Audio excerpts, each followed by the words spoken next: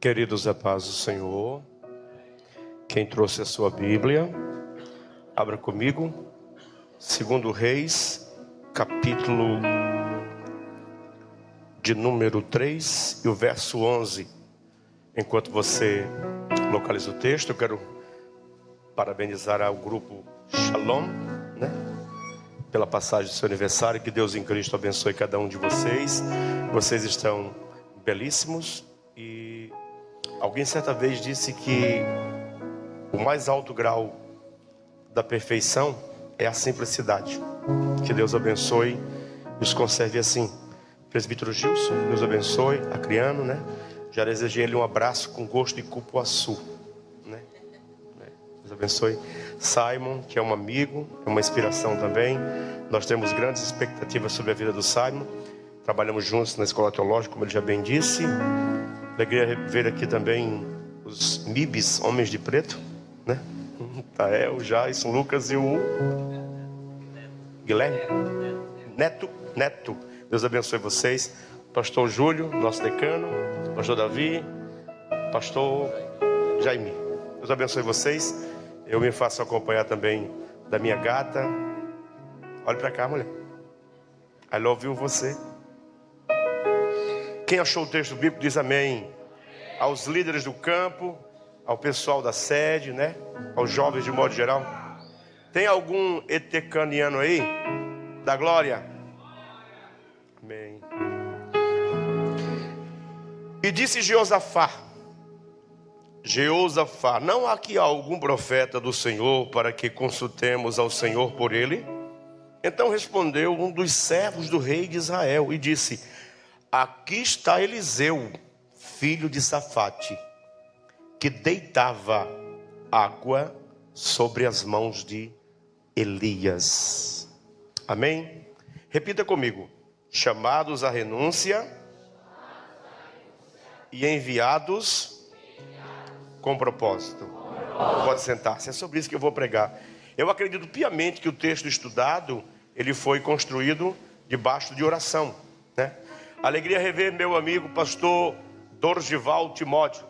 Queria te dar uma saudação em japonês, mas o meu japonês é igual a osso de borboleta. Borboleta não tem osso, então eu vou ficar no bom e velho português. Eu tenho um desafio nessa noite. Eu quero que você tenha um pouquinho de paciência comigo. Não é possível compreender nenhum conceito, nenhuma ideia, sem que se faça um pequeno percurso histórico. E eu preciso que você me acompanhe por alguns minutos, para depois eu entrar propriamente na biografia de Eliseu.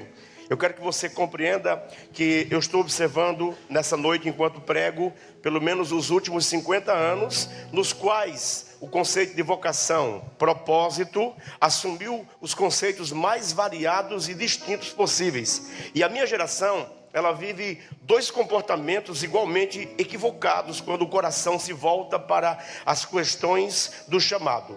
Primeiramente, nós temos o que eu chamo de paranoia. Sim, aquele distúrbio psicológico. Ele caracterizou, de certo modo, aquelas primeiras gerações que tinham um anseio profundo de viver o chamado, mas que acabaram se esquecendo nisso a vida. São pessoas que são marcadas por uma postura de ignorar quase que completamente o sentido da própria vida. Eles perdiam a identidade dentro do conceito de chamada. Eu estou falando do pentecostalismo clássico, do qual nós fazemos parte e do qual eu também sou herdeiro.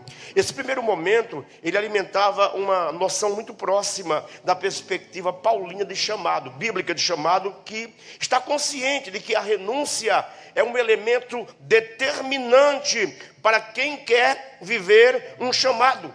Éramos pequenos, os números pequenos, igrejas simples. Eu cresci em vigílias no meio do mato, em igrejas que não tinham nenhuma expressividade cultural, intelectual ou social, mas havia uma aura de pureza e também de integridade que caracterizava esse primeiro momento.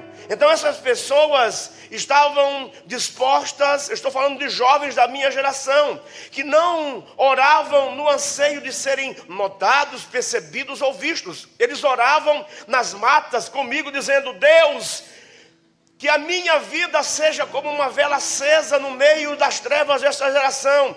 Queima ela e usa ela até ela se acabar. Não importa se eu não terei nenhum benefício nessa vida. Essas orações estão gravadas na minha memória. Porque a memória, ela pode ser uma espécie de moléstia. Ela é ruim, porque eu me lembro com nitidez da verdade, da entrega com que eram ditas aquelas palavras. E há poucos dias eu vi um vídeo de alguém que eu não simpatizo muito com as práticas, mas o gesto dele me moveu e me deixou, pelo menos por 5 dias consecutivos, profundamente pensativo. Eu vi o Ben-Hur envelhecido, marcou uma geração, e eu vi ele deitado em um altar muito grande na América, e uma multidão muito grande para ouvi-lo, e ele estava orando: Deus, eu estou indo. John MacArthur foi há poucos dias, Billy Graham também. Esses homens viveram um nível de renúncia e de entrega, porque eles estavam movidos pela eternidade. Eles se preocupavam profundamente, não com nada aqui, mas com o anseio de chegar lá em cima, com uma grande multidão de pessoas. Senhor, mas a geração que virá depois de mim, ela não está interessada em ti mesmo, mas no que tu podes dar, no que tu podes fazer. Eles conhecem os seus feitos, mas não conhecem a ti. Como Davi disse, o Senhor revelou os seus feitos ao povo de Israel, mas os seus caminhos a Moisés. Senhor, o que será dessa geração? E aquilo ficou martelando na minha alma. Eu não fui atrás desse vídeo, ele veio para mim, e ele reflete o Espírito Santo que está na vida daqueles que estão indo, e eles olham com uma certa preocupação, porque há uma infiltração silenciosa, mas mortal, no meio da vida da igreja, daqueles que pensam chamado, não a partir de uma perspectiva teológica, mas de uma perspectiva cultural. O conceito de chamado como um convite à morte pessoal, à renúncia, ao destronamento do ego e do eu, para viver a vontade de Deus, foi substituído por uma ideia de carreira rumo ao sucesso. Mas quem tem ouvidos para ouvir o que o Espírito diz à igreja, ouça nesta noite aquele que foi descrito como aquele que age no espírito de Elias: que ele cresça e que nós venhamos a diminuir. Este é o espírito profético das Escrituras. Um segundo momento, ele é reflexo do boom do movimento evangélico, que é sucedido pelo gospel e que é substituído pelo neopentecostalismo, que é estranho, híbrido e esquisito. Eu estava ali no banheiro antes de pregar e eu vi os jovens conversando. Hoje vai ter revelação profunda. Eu pensei, o espírito de Leonardo Salles não está sobre mim. O outro disse, não, vai ser teologia pura. Não, vai ser palavra de Deus. E eu lhe asseguro que ela entorta e expulsa todo engano, todo erro, mas ao mesmo tempo alinha aqueles a quem foram chamados para viver alguma coisa. Idade não é tão importante, mas entrega, renúncia, dedicação, porque nós lamentavelmente precisamos prestar atenção que nesse momento a vocação, ela sofreu mutações híbridas. Foi redefinido o conceito de chamado. No primeiro momento havia um certo masoquismo espiritual e um romantismo sofrido no chamado. As pessoas sabiam que chamado estava atrelado à ideia de sofrimento. As pessoas também tinham um certo prazer de sofrer por Cristo, baseado naquilo que Pedro disse: e ao ser preso, alegrou-se por ter apanhado e sofrido por causa do nome de Cristo. Os primeiros se sentiam impelidos ao martírio e a uma certa marginalidade. Os segundos que refletem o boom evangélico, o neopentecostalismo e essa graça barata e banalizada transformaram isso numa agenda de sucesso. Mas quando você olha para a história, você vê sobre Corrie ten Boom, você vê sobre John Wesley. O Wesley orava e dizia: Deus, levanta pelo menos 100 homens que odeiem completamente o pecado e que renunciam completamente a si mesmo. Coloca eles do meu lado e eu lhe prometo que eu levantarei e restaurarei os altares da Europa. Escute uma coisa, que nesta noite o Espírito do Senhor provoque em você não a ambição de ser visto, mas a ambição de ser usado.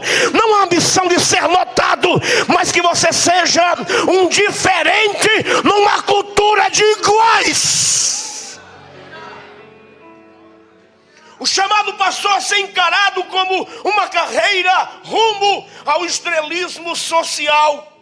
Os primeiros queriam ouvir Deus, os segundos querem seguir as tendências. Mas nesta noite nós somos lembrados que a palavra profeta é navir, aquele cujo coração borbulha, porque está cheio de Deus e das coisas de Deus. A palavra chamado vem da palavra literalmente que descreve uma escolha particular para viver um propósito especial. E eu quero que você compreenda que a única forma da sua vida, independente se ela é pobre, paupérrima, simples, ou se você mora no melhor condomínio dessa cidade, o que dá sentido à vida não é o que você veste, não é o perfume que você usa, mas é se você exala o bom perfume de Cristo. Não é se você veste grife, mas se você está vestido com o que Isaías 65:10 diz assim: Ele me vestiu com vestes de vida eterna.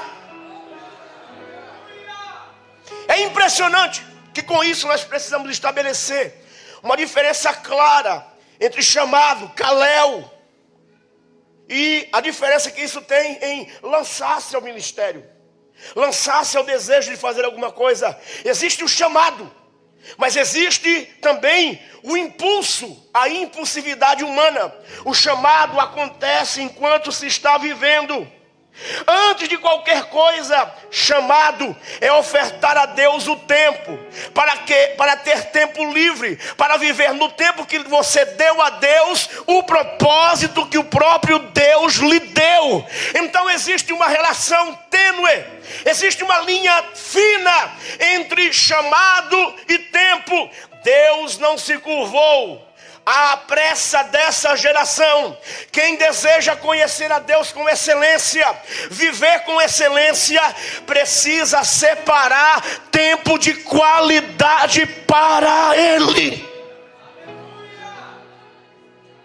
Em relação ao chamado, eu observo que existem biblicamente algumas reações. Deus chamou pessoas: vem, segue-me, vem após mim. E esse chamado, ele pode ser reagido de várias maneiras. Existem os que querem, mas não agora. Existem os que querem, mas não do jeito certo. Existem os que querem, mas tem medo. E se você tem medo, você tem um bom indicativo de que você foi chamado de verdade. Porque o medo e a fuga é a característica número 1 de quem foi chamado de verdade. Quem foi chamado por Deus de verdade faz de tudo para que isso não aconteça, até tenta atrapalhar. Pastor, isso é bíblico? É. Deus disse para Moisés: eis-me aqui. Não, usa meu irmão Arão. Deus disse para Jeremias: vem. Ele disse: eu não passo de uma criança. Deus disse para Jonas: vem. Ele disse: o senhor sabe que horas parte a próxima baleia?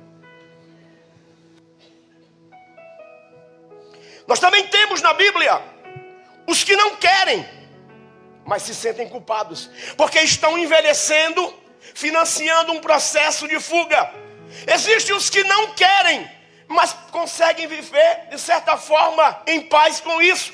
Existem os que não têm medo, mas não têm vontade. Acha bonito, acha interessante, mas não é para os outros. Não é para mim, é para os outros. Escute uma coisa: a grande amostra de Eliseu, A grande sacada do texto de Eliseu é o seguinte: Elias era chefe de uma escola de profetas.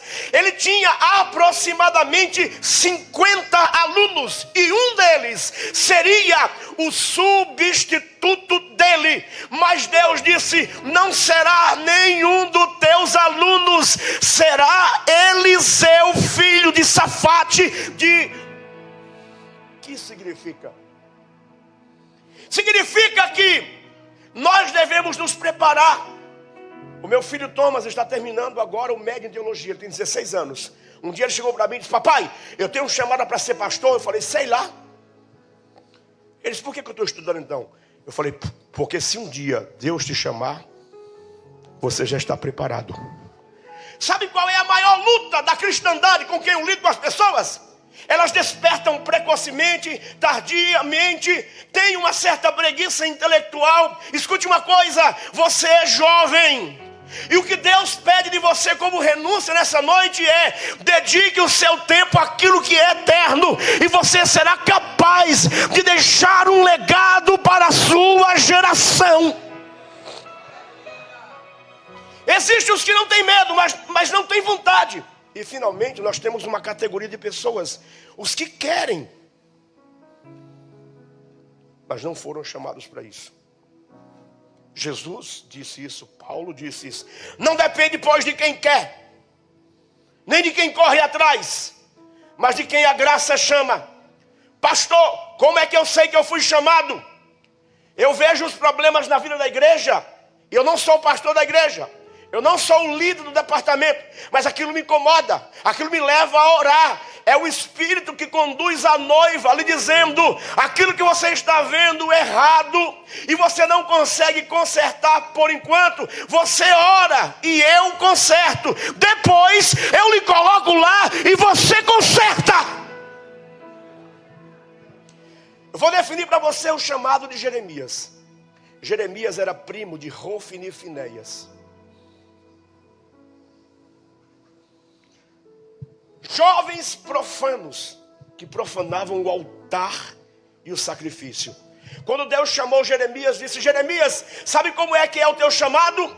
Fazer certo o que você viu sendo feito errado a vida toda. Escute, eu quero que você entenda que chamado não é mágica, é um processo. Eu tive um sentimento de fazer isso, eu não sou dessas coisas. Vem cá, Simon.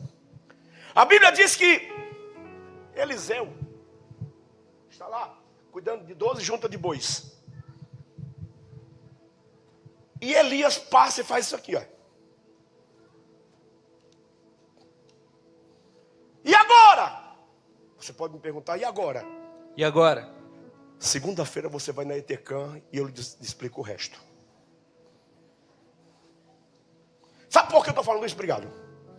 Porque quando Eliseu foi chamado, ele só começou a ser usado 8 anos depois. Ele teve um ministério de 50 anos. Mas enquanto Elias estava vivo, Elias era o profeta. E o servo de Jeosafá descreveu Eliseu assim: aqui está Eliseu, aquele que molhava e lavava as mãos de Elias. O que o texto está dizendo é que enquanto Elias estava vivo, Eliseu era apenas um discípulo, um aprendiz. Quando Eliseu foi chamado, ele tinha 22 anos. Ele só começou a ser usado com 30 anos. Se alguém admira o Miguel, diga para o Miguel que ministério começa com 30 anos.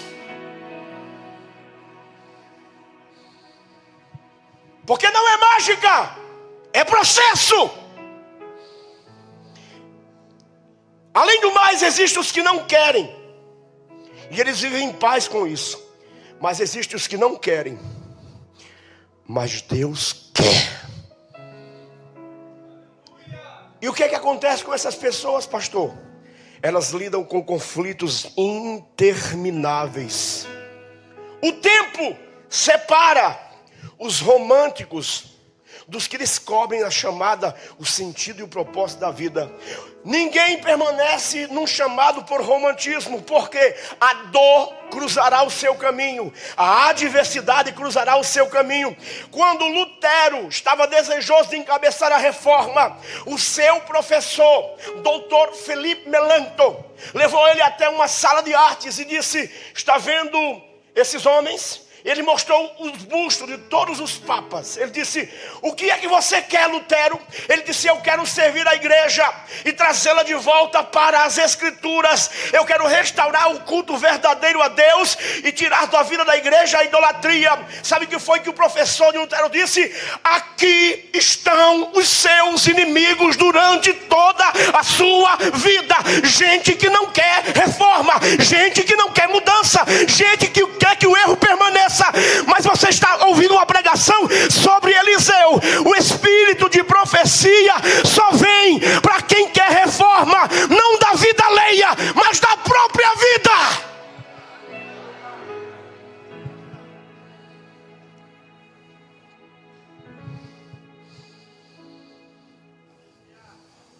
Os românticos querem até que os sentimentos façam ir em busca de algo mais tranquilo e seguro. E Demas, amando o presente século, foi para Dalmácia. E eu fiquei só. Por favor, preste atenção. Os vocacionados que abrem mão de tudo para viver tudo que está preparado são as pessoas a quem eu estou pregando nessa noite. Eu não estou dizendo, como alguns pregadores dizem, mentindo para você, que todo mundo que aqui está aqui foi chamado para ser pregador. Não, você foi chamado para ser bom pai, bom esposo, o melhor profissional. Deus lhe chamou para viver o sacerdócio, e esse sacerdócio tocar tudo que você escolher fazer. Mas algumas pessoas que estão me ouvindo foram chamados para serem guiadas pelo Espírito Santo, para marcar a sua geração. Se existe alguém que tem essa impressão e deseja adorar ao Deus de Elias, adore nesta noite. Feche os ouvidos àqueles que mentem para vocês.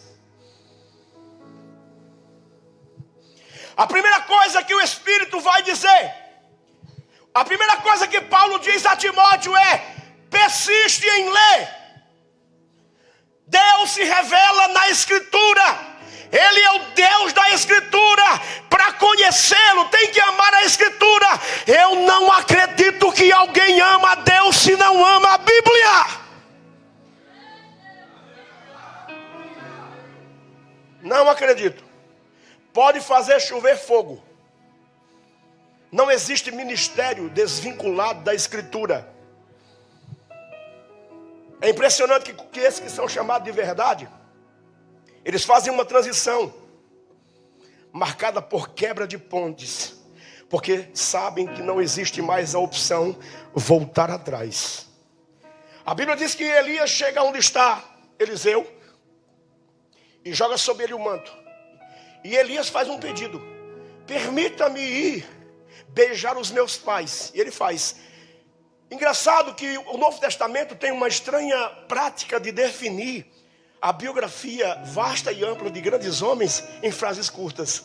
O escritor aos Hebreus diz: e Davi serviu a Deus no seu tempo. Pronto. Tiago diz: Elias era homem sujeito às mesmas paixões que nós. E alguém no Novo Testamento definiu a vida de Eliseu? Sim, Jesus.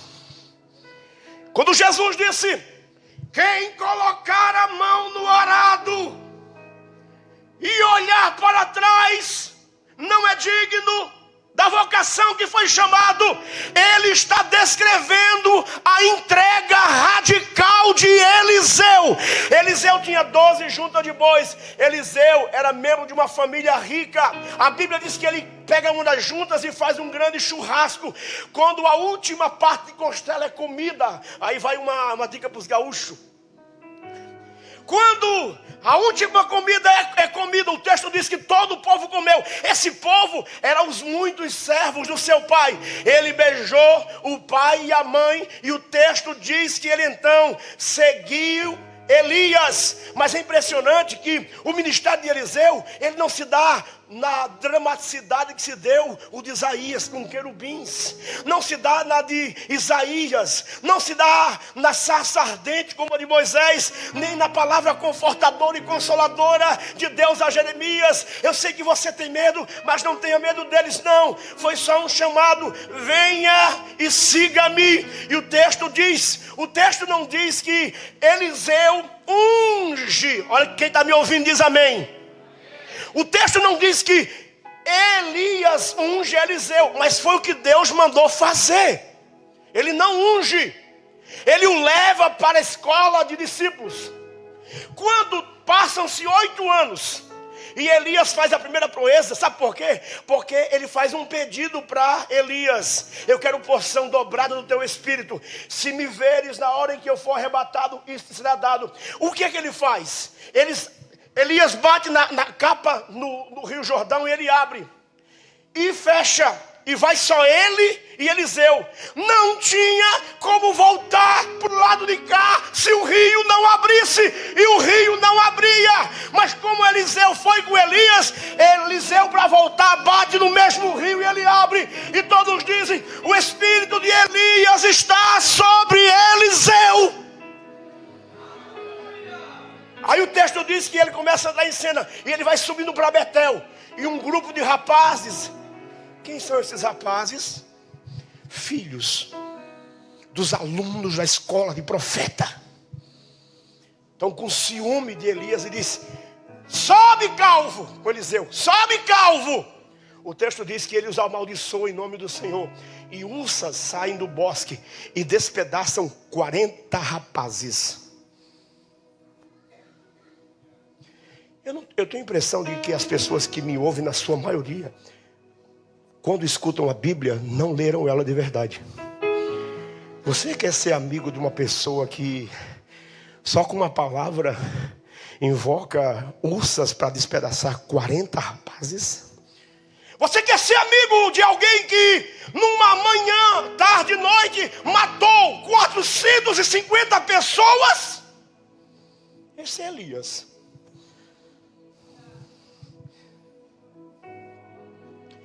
Pastor, o que o senhor quer dizer? Essas pessoas não ligavam a mínima para a reputação, porque quem tem medo da opinião alheia nunca será profeta.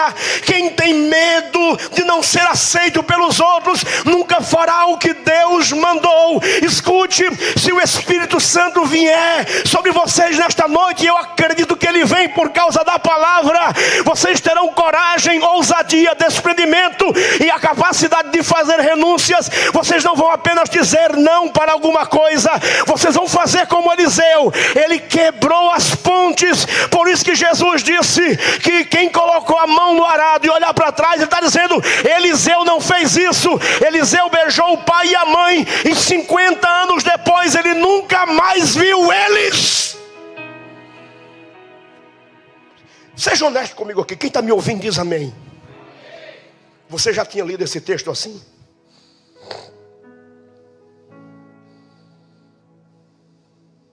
Uma questão central que esse texto aqui mostra é que existe o erro das preferências pessoais. É engraçado que tem pessoas que foram chamadas, mas elas seguem modelos equivocados, por ser mais fácil de imitar. Quem está me ouvindo diz amém. A maioria das pessoas que eu conheço, elas são amantes da lei do menor esforço. Elas querem imitar modelos que não dá trabalho para aperfeiçoar, parecer e ser semelhante a elas. Aqueles que ficam prontos num final de semana. A nossa geração foi chamada de geração miojo, porque Momofuku Ando, quando morreu, aos 93 anos de idade, fizeram 3 minutos de silêncio no mundo inteiro em homenagem a ele. E o lema era: univos preguiçosos. Escute uma coisa: chamada não é igual fazer miojo, é igual fazer uma comida gostosa, dá trabalho, tem que conhecer os temperos. Entenda nesta noite que chamado e vocação não é brincadeira, não é algo que se decide com as emoções, é uma postura radical, é um convite ao sofrimento. E se o Espírito Santo viesse sobre você nesta noite e dissesse: larga tudo e segue-me, quem nesta noite diria ao Senhor: eis-me aqui, envia-me a mim? Um dia eu cheguei de um culto de missões e o Thomas foi comigo. Ele sabe e conhece as minhas antipatias. Tem coisas que eu não gosto, não faço nenhuma questão de esconder. Ele começou a chorar e disse: papai, posso lhe fazer uma pergunta? Eu falei: pode. Aconteceu alguma coisa, filho? Ele disse: se papai fosse enviado para um campo do mundo, onde se mata cristãos, estilo Janela 1040, onde ser pastor é correr o risco de ter a família toda morta diante dos próprios olhos, o senhor iria? Eu olhei para aquilo, engoliu a saliva. Eu falei: eu iria, filho. Esse que bom. Eu pensei que o senhor era um covarde.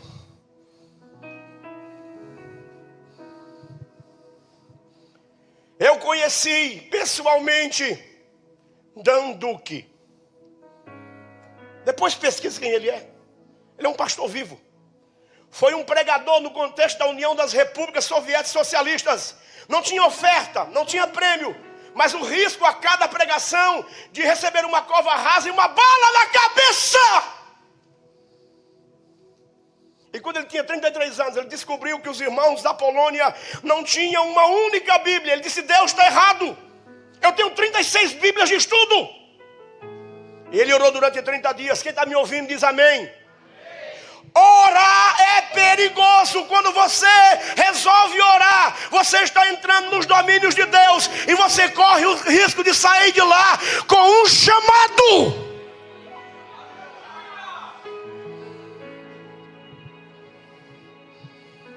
E ele orou durante 30 dias: Deus, eu quero ir para a Polônia. Deus, eu quero ir para a Polônia. Deus, eu quero ir para a Polônia. No 30º dia, Deus perguntou para ele: Dan, você realmente quer levar aquelas Bíblias da Polônia? Eu quero, Senhor. E Deus disse para Dan: eu não prometo que você volta vivo. Você quer ir ainda? Ele pensou mais alguns dias e disse: eu quero. Quando ele chega na divisa da Áustria com a Polônia, ele está com um carro cheio de Bíblias. Eu vim do marxismo. Ele seria executado. Ele é levado para uma sala de interrogatório, armas apontadas para a cabeça. E ele, tomado de um medo profundo, ele pregava na América e recebia cachês em dólares. Agora ele vai morrer e ele ora: Deus, eu tenho uma linda esposa e eu vou morrer. Deus disse: se essa é a sua preocupação, morra em paz. Eu arrumo um marido bem melhor do que você para ela. Deus, eu tenho 2 filhos e eu quero vê-los crescer. Eu quero levá-los ao altar da igreja e eu quero estar na formatura deles na universidade. Essa é a sua preocupação, Dan? Perguntou o Espírito Santo para ele. Morra em paz. Eu arrumo um pai bem melhor do que você para eles. Ele disse: pela primeira vez, eu estava lidando de perto com aquilo que Paulo lidava todos os dias e que os profetas lidavam. Isaías foi cerrado ao meio com um serrote de madeira. Ele disse: sabe uma coisa, já que eu estou aqui, eu vou fazer valer a pena. Ele então toma uma decisão radical e disse: eu vou embora e vou levar as minhas Bíblias. Não, não vai, você vai morrer e a cova já está aberta, uma bala na cabeça. Ele disse: eu vou. E ele disse que foi tomado de uma ousadia e percebeu que aqueles homens começaram a recuar e que atrás dele tinha alguma coisa e ele não ousou olhar. Ele disse: eu descobri que aquilo não era um princípio teológico, era uma verdade do Espírito. Eu não vos deixarei órfãos, eu vou para o Pai, mas eu rogarei ao Pai e eu vos enviarei o Consolador e ele estará convosco Damasco. E tomado de uma ousadia, ele então saiu dali, entregou as Bíblias da Polônia. E eu vi ele pregando com 83 anos. Ele tirou um pequeno caderno de anotação do bolso que estava com ele há 45 anos, aonde estava escrito o resumo do que ele viveu naquele dia. Ele escreveu: depois que a gente morre, a gente não tem mais medo de morrer. Escute, ao menos que a gente quebre as pontes e queime os carros nesta noite, nós nunca viveremos plenitude, nunca viveremos excelência. Não vos embriagueis com vinho, onde há contenda, mas enchei-vos do Espírito. Desperta tu que dormes, levanta-te de entre os mortos, e Cristo te esclarecerá. Quem recebe uma profecia, levante a mão. Rogo-vos, pois, irmãos, pelas compaixões de Deus, que apresenteis o vosso corpo em sacrifício vivo, santo e agradável a Deus, que é o vosso culto racional. E não vos conformeis com este século, mas transformai-vos pela renovação do vosso novo entendimento, para que experimenteis qual seja a boa e perfeita e agradável vontade de Deus. Quem está me ouvindo e deseja isso, diz amém. Se você entende que o Deus de Elias, que chamou Eliseu, também está lhe chamando de verdade para alguma coisa, não é emoção de final de semana que segunda-feira você desiste. Não, é uma decisão que lhe acompanhará de segunda a segunda, de janeiro a dezembro, e nos feriados ela não entra em crise. Você terá uma certeza: foi o Senhor quem me chamou, foi o Senhor quem me chamou, foi o Senhor quem colocou a minha mão no arado. Eu não tenho para onde ir. Como disse Pedro: para quem iremos nós? Só tu tens palavra, palavra, palavra de vida eterna. Eu estou me segurando porque eu quero pregar o texto, mas depois eu quero contar algo que eu nunca contei, da experiência que tive no hospital. O contexto da passagem que Eliseu é chamado se refere à profunda crise existencial de Elias. Elias passa 3 anos escondido com medo de Jezabel e de Acabe. Ele está numa crise vocacional depressiva. Ele vai e se esconde, ele pede para si a morte. Literalmente, diante da ameaça de Jezabel, Elias foge para o extremo oposto. Elias está no reino do norte, mas ele vai para o reino do sul, na região de Beceba de Judá. Quando ele chega lá, Deus o corrige e diz: volta, o que você está fazendo aqui?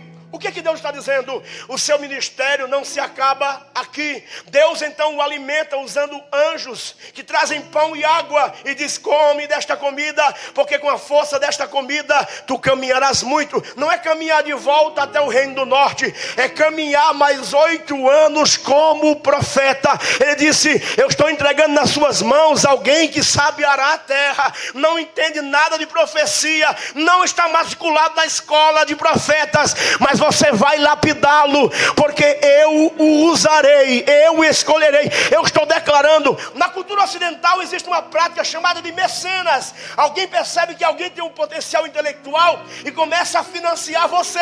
Eu acredito também que na minha geração existe mecenas espirituais. Não é mercenários, é mecenas que olha para você e sabe que você tem uma vontade, mas não tem recurso, tem uma vontade, mas não tem força. Ele chega perto de você, coloca a capa dele sobre você de paternidade e diz: eu vou lhe acompanhar, você está comigo, você vai crescer comigo. E ele começa a investir em você. Quem acredita nesta noite que o Espírito Santo levanta pessoas para investir em quem tem chamada, mas não consegue viver o propósito? O Espírito do Senhor ministra ao meu coração que jovens nesta noite aqui, e os que não vieram não é para eles, é para você. É impressionante que os reis eram ungidos, os profetas eram ungidos, mas Eliseu não é ungido como Deus mandou. Ele disse: vá e vem. Quem está me ouvindo diz amém. Sabe o que é que Elias está dizendo para Eliseu? Você vai viver o mesmo que eu vivi, porque eu fui, mas o Senhor disse: volta, vá e vem. O texto diz que ele chega e queima aqueles carros de bois. Vá e venha. Nós somos construídos por promessas. Quem aqui tem promessa de Deus diz amém. Mas nós corremos o risco de ser desconstruídos por palavras intimidadoras. Tem pessoas que têm o poder de chegar até nós, perto de nós, e tentar desconstruir aquelas convicções e certezas que um dia Deus, levantando alguém, disse para mim e para você: eu vou lhe usar. É engraçado, sabe por quê? Porque você vai descobrir, junto comigo, olhando para esse texto, que existem coisas muito interessantes nesse texto. E Elias vai ensinar Eliseu a depender exclusivamente de Deus. Ele não pode mais voltar atrás. Escute uma coisa: arar a terra era o ofício dele. O texto diz que ele pega aquilo que era o instrumento dele de trabalho e queima. Ele não tem mais como recorrer a nenhuma outra fonte. Quem o financiará é Deus. Olha aqui para mim.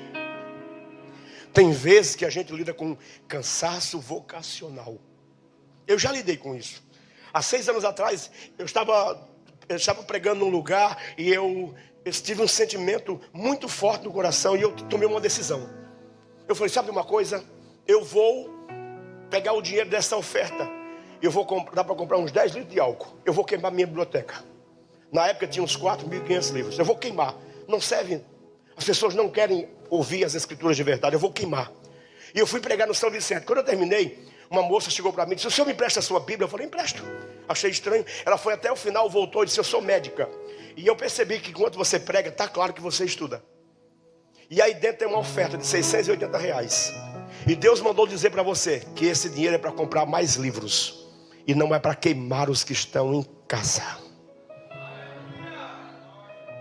Não é porque não está dando certo no ritmo e na velocidade que eu gostaria, que eu não estou na direção de Deus. Escute uma coisa: Eliseu ficou 8 anos assessorando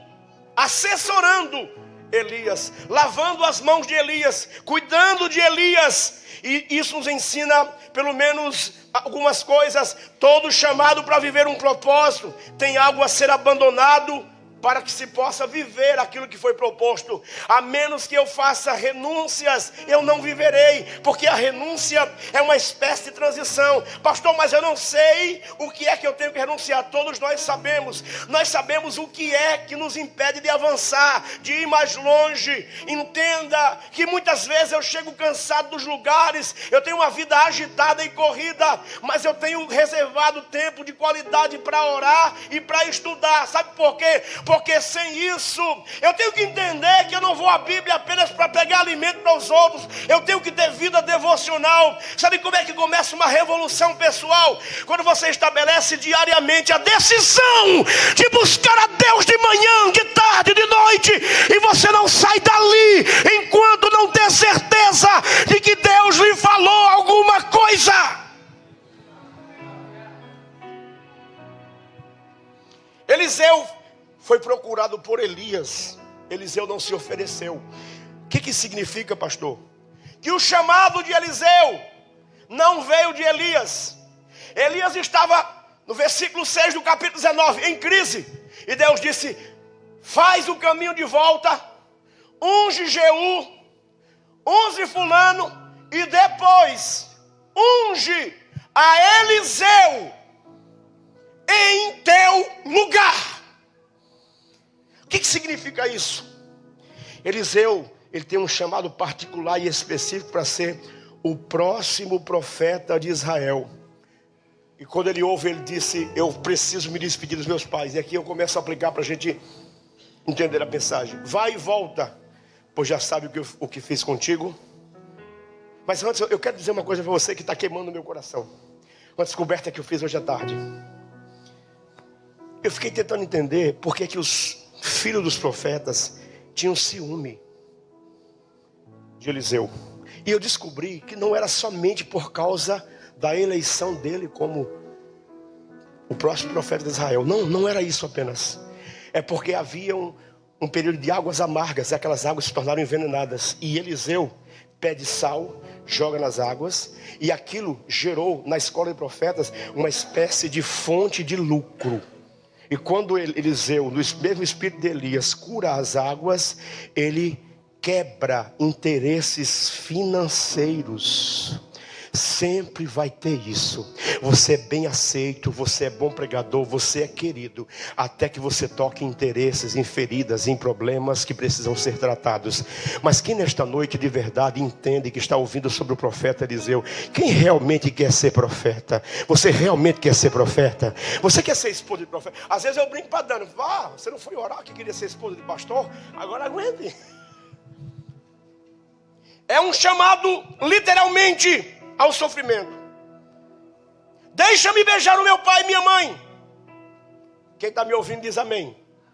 Na chamada, a despedida e as partidas precisam ser muito bem resolvidas.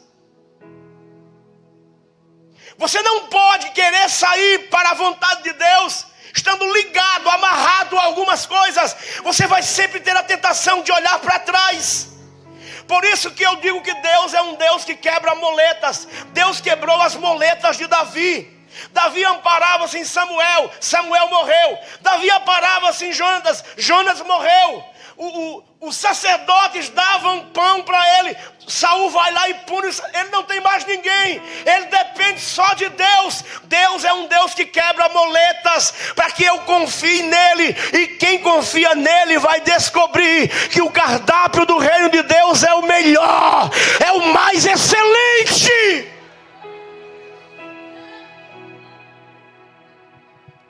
Voltou, pois, atrás e matou uma junta de bois e cozeu e deu ao povo. Chamado não é uma experiência, não é um teste. É literalmente uma decisão radical de quebrar as pontes de retorno. Você mora aqui, né? É do Acre. Já bateu vontade de ir embora? Que bom. Em mim bateu muitas vezes. Quantas vezes eu pensei em ir embora? E uma vez, há uns 15 anos atrás, Camboriú é uma terra de profetas, né? Alguém entrega uma mensagem profética numa esquina, na outra já confirma, né? É assim, não é? Eu fiz tudo em segredo. Eu fui até Balneário, comprei a passagem, arrumei minha mala, morava aqui no conjunto de prédios que tinha aqui do Nelinho, e eu fui. Quando eu estou voltando na curva do Pica-Pau, todo mundo conhece a curva do Pica-Pau, né? O pessoal do mais novo não conhece nada, né? A curva do Pica-Pau é aqui, gente. A curva do Pica-Pau. Vai descendo uma irmã bem moreninha do circo de oração. Ela está lá cantando. E ela me olha assim. Pode ir, mas volta chorando. Vá para casa e desarrume as malas. Eu não te autorizei a sair desta cidade. Fiquei 7 anos sem ver a minha mãe nem a minha família. Não tinha notícia, não tinha contato. Quando eu saí de lá de moto, saí como um doido. Um doido. Mas eu ouvi a voz de Deus. Vá, vá e eu te guiarei. Vá e eu te guiarei. Eu fui. Quando eu voltei para pregar no Congresso da Juventude. 3.000 jovens. O Senhor me deu um texto. E eu citei aquele texto. Não precisou eu pregar. Jesus batizou jovens, curou pessoas. Eu só disse: diga ao meu pai Jacó que José está vivo.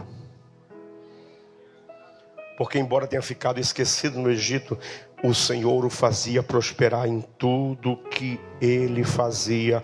Quando você obedece à voz de Deus e faz renúncia, você experimenta o cuidado. Eu tenho que contar coisas concretas. Quando eu voltei da missão e eu estava trabalhando em Araranguá, eu gosto muito de comer bem. E eu acho que quem não gosta de comer está com defeito de fabricação.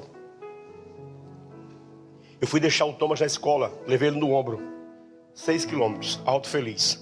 Eu tinha comido, mas eu falei: que vontade de comer costela, água com gás e petit gâteau. Eu voltei, todo o apartamento assim que a gente morava, um carro, pam, pam, pam, pam. Eu olhei assim: é aqui que mora o pastor Lucier? Eu estava morando há 2 meses na cidade. Era o dono do maior salão de Araranguá. Ele só atendia a sociedade da cidade. Ele disse: pastor, eu não lhe conheço bem, eu congrego na sede, já vi o senhor dando aula, mas eu estou me sentindo um bobo, um doido. Eu falei: por quê? Ele disse: porque eu estou lá numa recepção em casa com umas 15 pessoas e eu estava servindo churrasco para eles, e Deus falou assim: para tudo e vai na churrascaria, não leva desse aqui. Vai na churrascaria, compra uma costela inteira, água com gás, e citou um doce para mim que eu não sei. Eu falei: petit gâteau? É esse aí. Pastor, desce aqui. Quando ele abriu, estava uma costela inteira, água com gás. Ele disse: eu não achei o petit gâteau. Não achei, está aqui R$100 para você comprar o petit gâteau. Escute uma coisa. Sabe o que significa isso? É Deus dizendo: quem me serve e faz renúncias, come o melhor cardápio. Quem me serve e faz renúncia, experimenta o mais esse. Às vezes me levam para comer em restaurantes que eu nunca conseguia passar nem na frente. Mas não sou eu, é Deus. Deus tem a melhor parte para aqueles que fazem renúncia. Eliseu renunciou tudo, mas quando ele renunciou tudo, ele também foi ousado. Ele disse: eu quero fazer um pedido. E qual é? Eu quero porção dobrada do teu espírito. Pois bem, se me vires quando for tomado pelo Senhor, te será atendido. E o texto diz que Elias disse: eu vou a Jericó. Eu vou contigo. Não pode, vai, eu vou a Berseba, vou também. Aonde Elias ia, ele não saía. Eu vou abrir um parênteses aqui para aplicar o que eu estou dizendo para você. Quem está me ouvindo diz amém. Cole em gente boa, que você vai dar certo.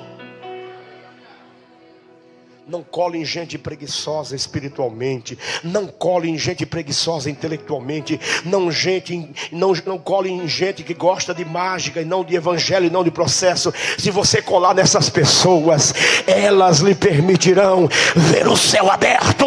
E em algum momento a mão do Senhor virá sobre você, e o mesmo Espírito que estava usando ele, lhe usará também. Quem acredita nesta palavra, levanta a mão, abre a boca e dá glória a Deus.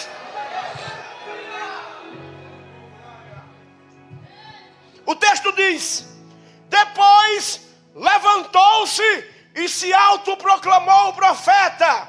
Não! Depois levantou-se e servia a Elias. O que esse texto está dizendo? Avalie o preço de ser e de seguir. E quando você tomar uma decisão, nunca mais volte atrás dela. Porque aquele que coloca a mão no arado e volta atrás, não está apto para o reino de Deus. O reino de Deus vai gerar calos, vai gerar hematomas, tem horas que vai gerar traumas, mas o cuidado de Deus é impressionante. Eu estou pregando, aqui tem pastores, aqui tem pregadores, aqui tem líderes que a alma pode estar aí ferida, e eu acho impressionante porque Deus cura a gente. Outro dia me ligou um irmão lá do Oeste Catarinense: pastor, eu preciso falar com o senhor, é urgente, é uma questão de vida ou morte. Eu pensei: pepino. E eu estava estressado naquela semana, estressado. Ele me levou numa cafeteria. Ele falou: o que o senhor quer? Eu falei: strudel. O que você quer? Cheesecake com cobertura de amora. O que você quer? Petit gâteau. E eu comi um café, tomei 2, tomei 3. E o homem não falava nada. Eu falei: meu irmão, pelo amor de Deus, você veio do Oeste Catarinense aqui para quê? O que está acontecendo? Eu disse: nada, pastor. Eu estava lá na minha empresa e Deus disse: meu chefe está muito estressado. Leve ele para tomar um café. Glória! Aleluia! Esse é o Deus que reserva cuidado especial para quem tem coragem de queimar os carros. Tome uma decisão, avalie e nunca mais volte atrás.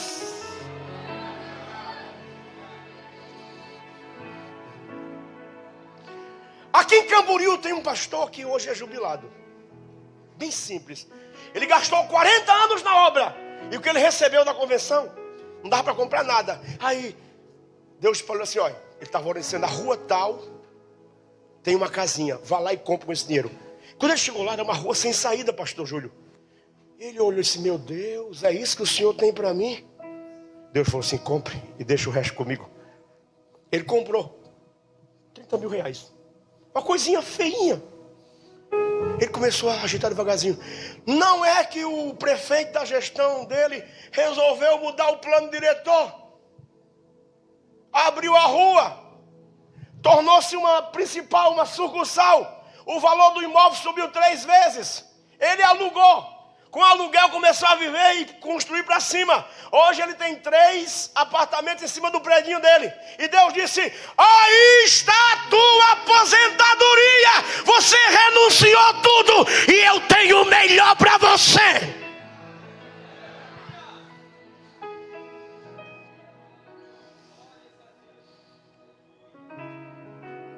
É impressionante que Eliseu encerrou uma carreira para viver uma vida de serviço e propósito. Eu quero terminar com isso. Quem está me ouvindo diz amém. Amém.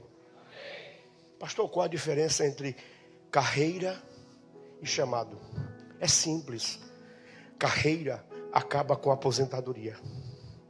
Chamada só acaba quando você morre. Herodes tinha uma carreira. João Batista tinha um chamado. O rei dos dias de Jeremias tinha uma carreira. Jeremias tinha um chamado. E quando o chamado magoou e feriu ele, ele disse: eu não abrirei mais a minha boca para falar do teu nome. Mas quando eu pensei nisso, eu senti um fogo cerrado no meu peito que não me dava descanso. Levante a mão. Caborotesatema valdarai. Para que mande eva sotevonderai. A calega mandoro que vesse de mal voltse mai. Alete mandoro que vasse, amen, que vassai. Escute o que o Senhor está dizendo nesta noite. O teu chamado é para servir, servir, servir, servir, servir. Quando Ele quiser te usar, Ele te usa. Quando Ele quiser te levantar, Ele te levanta.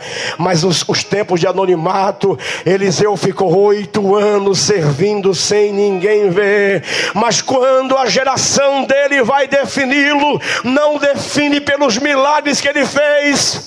Elias fez 11 sinais, Eliseu fez 22, mas quando o servo de Jeosafá foi definir o ministério de Elias, não definiu pelas proezas, disse: aqui está Eliseu, que derramava água sobre as mãos de Elias.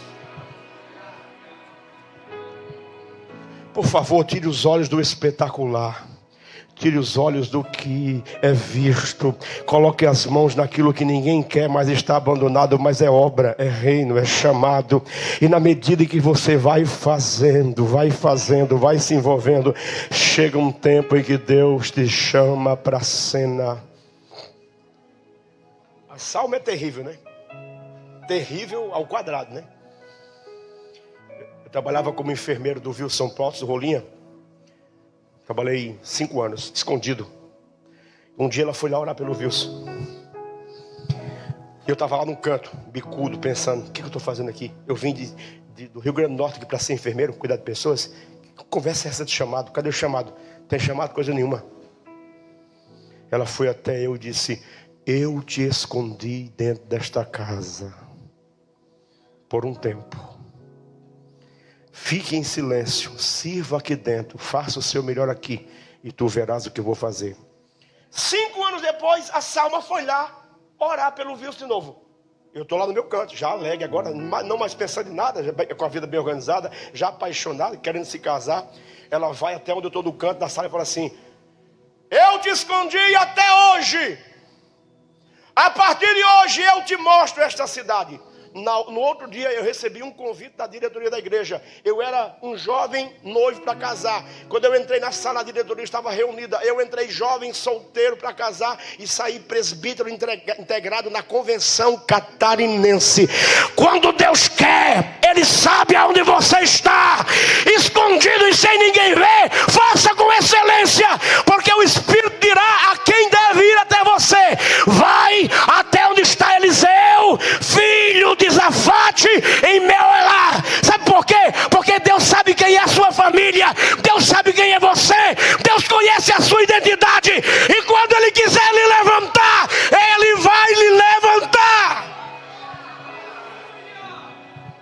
pé para a gente orar. Eu estou com vontade de pregar hoje. Se deixasse eu ia. Mas amanhã tem escola bíblica, né?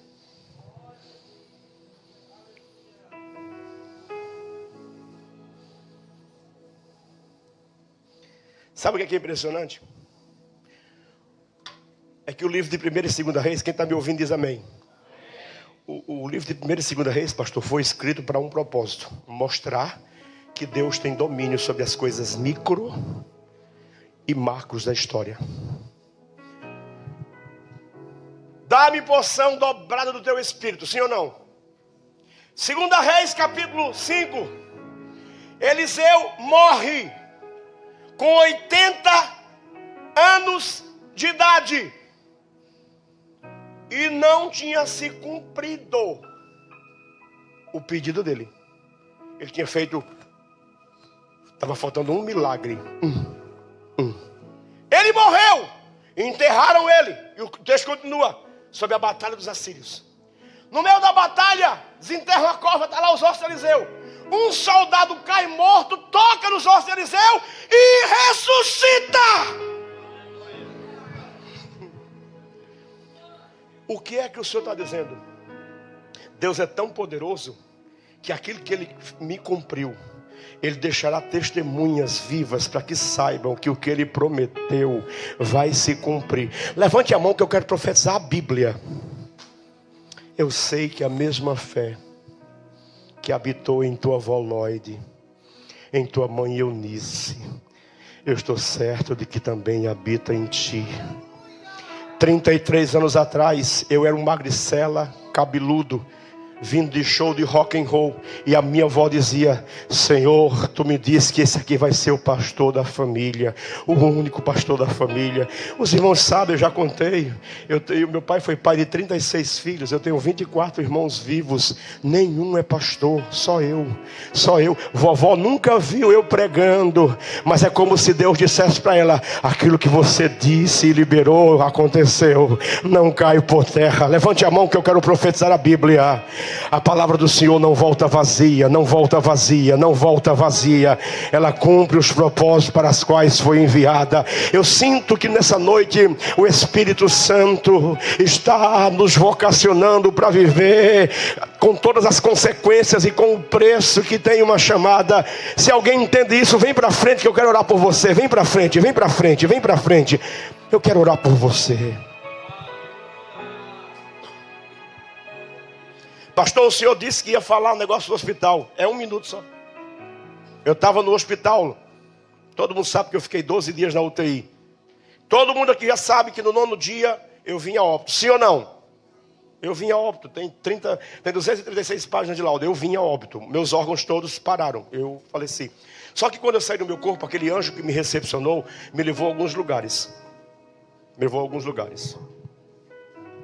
E me mostrou coisas que eu viverei para frente, em lugares diferentes, em contextos diferentes. Quando eu voltei para a cama, ele veio até mim e disse: agora, quem está me ouvindo diz amém. Agora se levante e faça o que lhe foi mandado. Para espanto dos médicos, no outro dia, os meus rins estavam funcionando. O meu coração estava funcionando. Todo o meu corpo estava funcionando. Mas teve uma coisa que impactou a minha alma naquele lugar. Eu quero que você tenha consciência disso. De duas coisas. De pressa e de prioridade. Pressa e prioridade. Naqueles dias que eu estava na UTI, chegou uma moça loira, muito bonita, parecida com Mary Monroe. Ela estava de 3 redomas de vidro. Ela era altamente doente e contagiosa. Ninguém sabia o que era. Na UTI tinha 11 pessoas. Eu acordei um dia e olhei na direção dela. Quem está me ouvindo diz amém. Eu não estava sob efeito de nada. Nada. Estava lúcido como estou aqui. Lúcido. Eu olhei, do lado dela tinha um ser com um instrumento cortante. E o espírito dela saiu de dentro dela assim. Olhou para mim e disse: me ajude. Eu estou indo para o inferno hoje. Aquilo me causou uma tristeza. Porque eu estava, como eu perdi 13 quilos em 12 dias, eu tive flacidez muscular e eu tive efisema pulmonar. Eu fiquei amarrado à cama, porque eu era agitado, eu queria sair. Fiquei amarrado, eu não tinha como sair.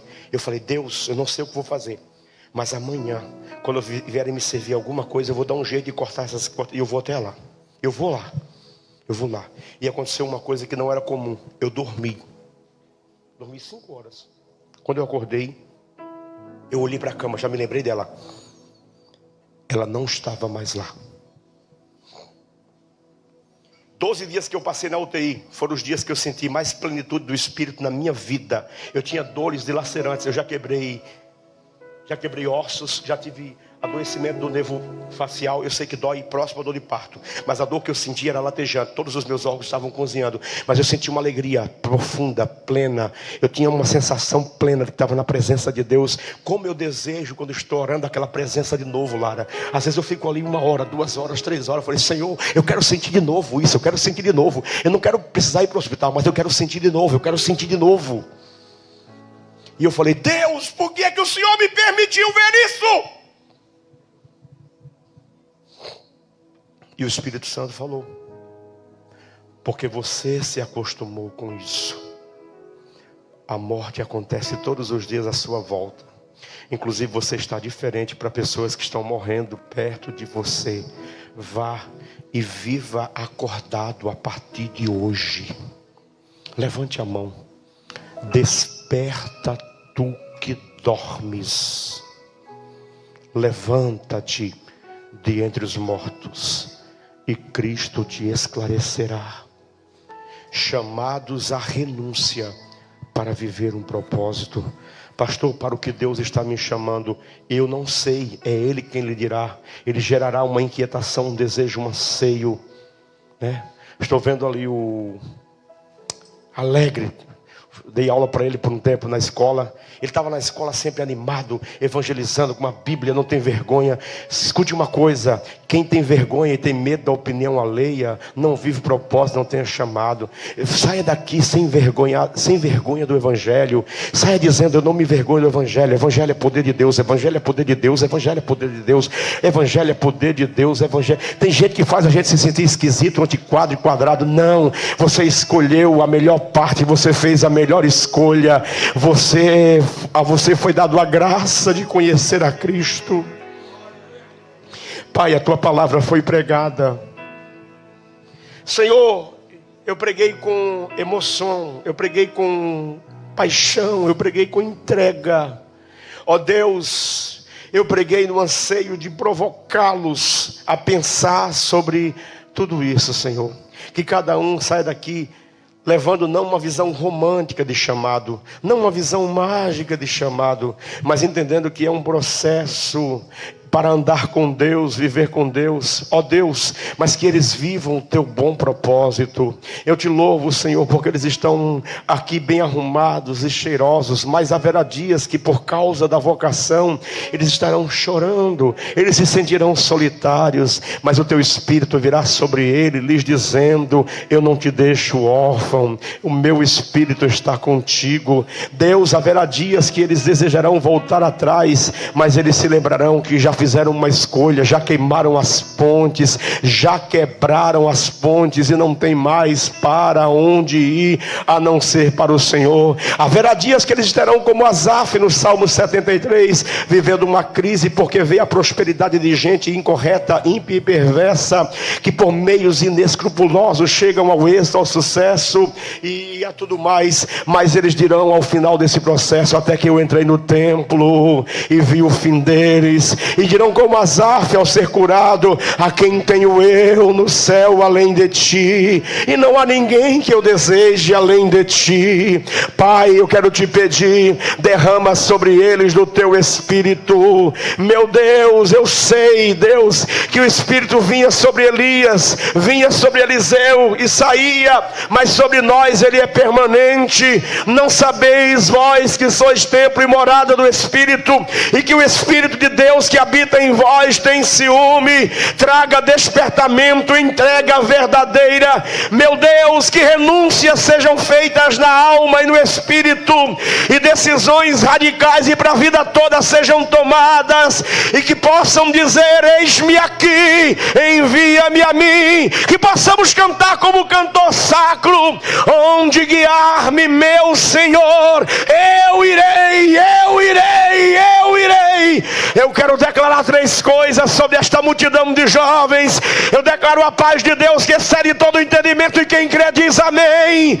Eu declaro longevidade, você não vai morrer, você tem sido preservado para viver o bom propósito de Deus. Eu declaro prosperidade, o Senhor lhe fará crescer. Enquanto você serve, serve com excelência, porque Ele sabe aonde você está, aonde você mora, quem você é, o seu nome, e Ele tem lhe atraído em graça e pelo seu Espírito. Então, quando você ouvir a voz do Espírito, não resista, não resista, não resista à voz do Espírito. Eu te abençoo nesta noite em nome de Jesus, e quem crê diz amém.